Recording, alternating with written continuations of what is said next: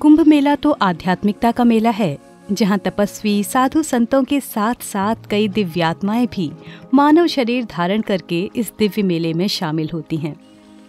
एक ऐसा ही वृतांत है महाअवतार बाबा का। महाअवतार बाबा, जिन्हें अमर जीव भी कहा जाता है, उनकी कुंभ मेले में उपस्थिति के अनेक वृतांत मिलते हैं। इनमें से कुछ वृतांत हम आपको बताने जा रहे हैं। लहड़ी महाशय ने इलाहाबाद के कुंभ मेले की एक घटना अपने शिष्यों को बताई। उन्होंने बताया कि जब वो कुंभ मेले में साधु सन्यासियों की भीड़ के बीच में घूम रहे थे, तभी उनकी नजर भिक्षा पात्र लिए हुए और भस्म रमाए हुए एक तपस्वी पर पड़ी। उसको देखते ही उनके मन में विचार आया, ये आदमी तो ढोंगी है, जिसमें कोई आंतरिक दिव्यता नहीं, केवल ये तो बैरागी का एक आवरण लपेटा हुआ है। इन्हीं विचारों के साथ लहरी महाशय जैसे ही सन्यासी के पास से गुजरते हैं, तभी उनकी नजर आश्चर्ययुक्त तरीके से बाबा जी पर पड़ती है। ये कोई और नहीं बल्कि महाअवतार बाबा जी थे। महाअवतार बाबा एक जटाधारी एकांतवासी साधु के चरणों में बैठे हुए थे। ये देखते ही लाहड़ी महाशय अपने गुरुजी के पास पहुंचे और उनसे कहा कि आप यहाँ क्या कर रहे हैं। बाबा जी ने उत्तर दिया कि मैं तो इन सन्यासी के चरणों को धो रहा हूँ और इसके बाद मुझे इनके झूठे बर्तन भी साफ करने हैं।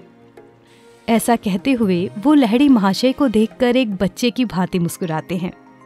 बाबा जी की उस मुस्कुराहट को देखकर लहड़ी महाशय समझ गए कि बाबा जी किसी शिक्षा की ओर इशारा कर रहे हैं, और ये शिक्षा थी कि मैं किसी की भी निंदा न करूं, शारीरिक पहनावे से किसी भी व्यक्ति की ऊंची या नीची स्थिति का अनुमान न लगाऊं और सभी के शरीर मंदिरों में वास करने वाले ईश्वर को ही देखूं। मेरे महान गुरु मुझसे कहते हैं, ज्ञानी अज्ञानी साधुओं की सेवा करके मैं नम्रता का सर्वश्रेष्ठ गुण सीख रहा हूँ, जो कि ईश्वर को सर्वाधिक प्रसन्न करने वाला है। लाहड़ी महाशय का ये अनुभव एक सीख देता है कि सच्ची साधना केवल आत्मिक श्रेष्ठता से नहीं, बल्कि विनम्रता और सेवा भाव से सिद्ध होती है। कुंभ मेले का एक और ऐसा दृष्टांत जहां महाअवतार बाबा युक्तेश्वर जी को भी दर्शन देते हैं। अपने गुरु लहड़ी महाशय की आज्ञा पाकर युक्तेश्वर जी कुंभ मेले में गए। कुंभ मेले में चारों तरफ शोर और साधुओं को देखकर वो थोड़ा सा अचंभित रह गए। उनकी नजरें तो किसी दिव्य गुरु की तलाश में थीं, परंतु जो उन्हें दिखता वो तो सिर्फ साधारण साधुओं और भिक्षुओं का हुजूम था।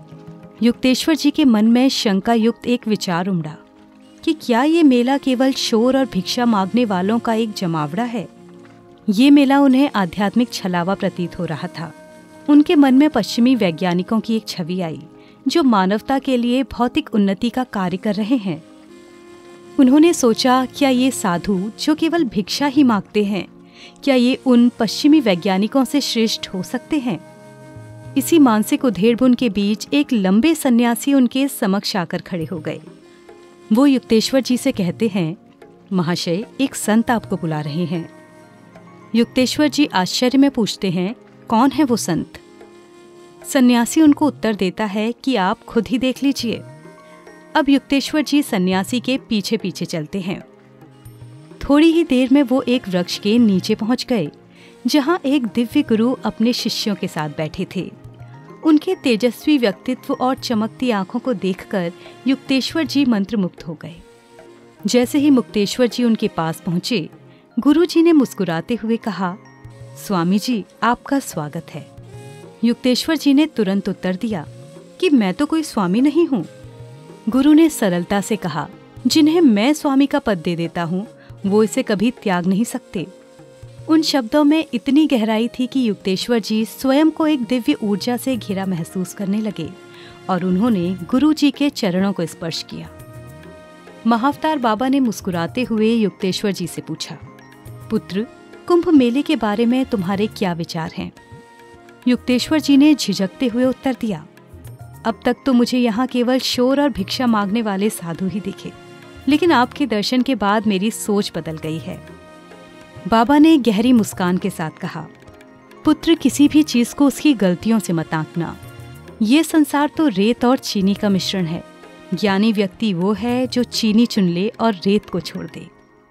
महाअवतार बाबा ने आगे कहा, इस मेले में कुछ ऐसे महान संत भी हैं जो ईश्वर प्राप्ति के मार्ग पर हैं। उनकी उपस्थिति ही इस मेले को पवित्र बनाती है।